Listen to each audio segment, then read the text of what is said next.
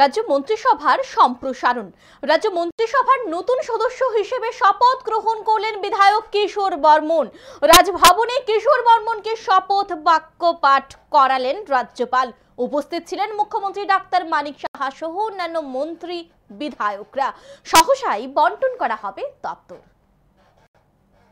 অবশেষে সকল জল্পনার অবসান ঘটল। সম্প্রসারণ করা হলো রাজ্য মন্ত্রিসভার। রাজ্য মন্ত্রিসভার নয়া সদস্য হলেন নলছড়ের বিধায়ক কিশোর বর্মন। নয়া মন্ত্রী হিসেবে বৃহস্পতিবার শপথ গ্রহণ করলেন বিধায়ক কিশোর বর্মন। কিশোর বর্মনের শপথ গ্রহণকে কেন্দ্র করে এদিন রাজভবনে বসে চাঁদের হাট।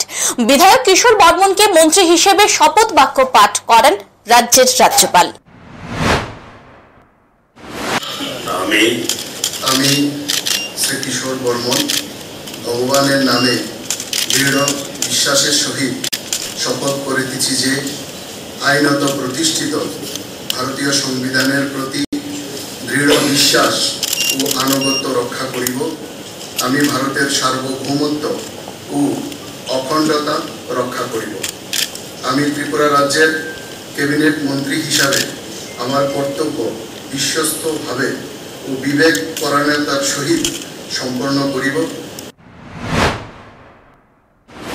মন্ত্রী হিসেবে শপথ গ্রহণের পর মন্ত্রী কিশোর বর্মন সংবাদ মাধ্যমের মুখোমুখি হয়ে প্রধানমন্ত্রী, কেন্দ্রীয় স্বরাষ্ট্রমন্ত্রী, রাজ্যের মুখ্যমন্ত্রী সহ বিজেপির শীর্ষ নেতৃত্বদেরকে ধন্যবাদ জানান। পাশাপাশি জানান, দল যখন যে দায়িত্ব ওনাকে দিয়েছে তিনি সেই দায়িত্ব নিষ্ঠার সাথে পালন করেছেন, আগামী দিনেও তা করবেন।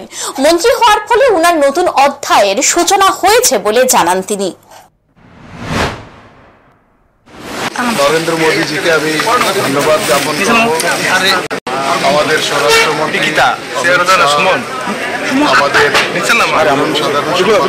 সর্বভারতীয় বিএল সন্তোষজি, সর্বোপরি আমাদের ত্রিপুরা রাজ্যের মুখ্যমন্ত্রী অধ্যাপক ডক্টর মানিক সাহা সহ আমি সমস্ত আমাদের যারা উচ্চ নেতৃত্ব আছেন, রাজ্য নেতৃত্ব আছেন, সবাইকে আমি কৃতজ্ঞতা জ্ঞাপন করছি, সবাইকে আমি ধন্যবাদ জ্ঞাপন করছি।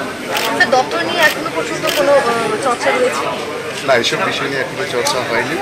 আমি ভারতীয় জনতা পার্টির একজন একনিষ্ঠ সৈনিক, এসব নিয়ে ভাবনা চিন্তা করি না। দল যখন আমাকে যেই জায়গায় যে পরিস্থিতিতে বা যা দায়িত্ব দিয়েছে সেটা বা দায়িত্ব কর্তব্য হিসাবে আমি নিষ্ঠার সাথে পালন করে এসেছি। কিশোর বর্মন মন্ত্রী হিসেবে শপথ গ্রহণের পর মুখ্যমন্ত্রী সংবাদ মাধ্যমের মুখোমুখি হয়ে জানান, রাজ্য মন্ত্রিসভায় 12টি পদ রয়েছে। কিশোর বর্মন মন্ত্রী হিসেবে শপথ গ্রহণের ফলে মন্ত্রিসভা পরিপূর্ণ হয়েছে। আগামী দিনে কিশোর বর্মন নিষ্ঠার সাথে দায়িত্ব পালন করবে বলে আশা ব্যক্ত করেন মুখ্যমন্ত্রী ডাক্তার মানিক সাহা। 12টা ক্যাবিনেট বার্তা আছে, এর মধ্যে আজকে মন্ত্রিসভার যিনি সদস্য হয়েছেন কিশোর বর্মন, ওনাকে নিয়ে 12টা বার্তির মধ্যে আমাদের ফুল ফ্লেজেড যে মিনিস্টার সেটা সম্পূর্ণ হয়েছে। একটা বার্তি আমাদের এমওএস আছে।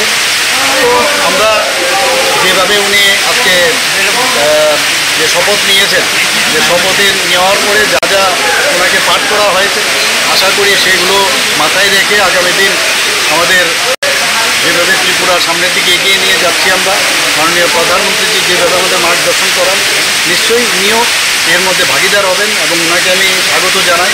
এবং আগামী দিন আমরা সবাই মিলে এই ত্রিপুরাকে, যেটা আমরা বলি এক ত্রিপুরা শ্রেষ্ঠ ত্রিপুরা, সেটা নিশ্চয়ই আমরা করি।